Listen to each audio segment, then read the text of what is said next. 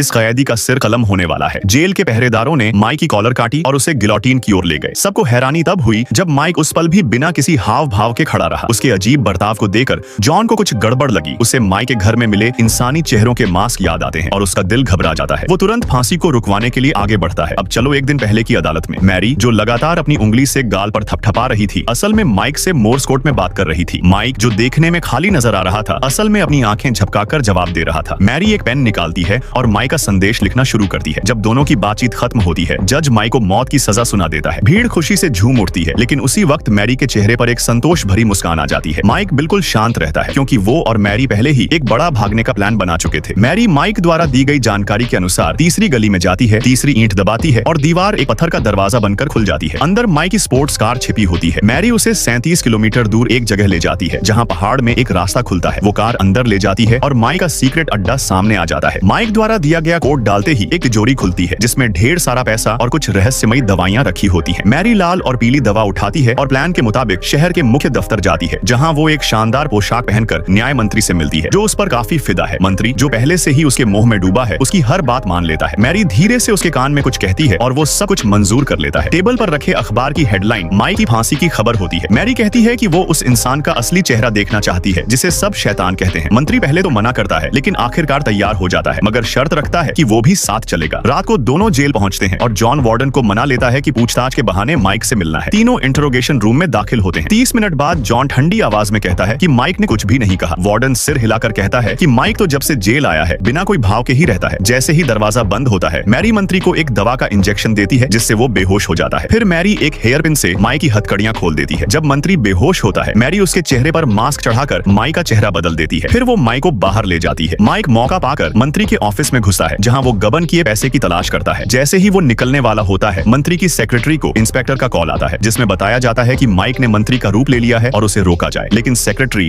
उसे किसी ठगी की कॉल समझकर गुस्से में काट देती है। माइक, जो सब सुन रहा था, जल्दी से वहां से भागता है। उस पुलिस वाले के सामने से निकलता है जो उसे पकड़ने आया था। फिर वो बाहर निकलकर मैरी की कार में बैठता है और दोनों वहां से निकल जाते हैं।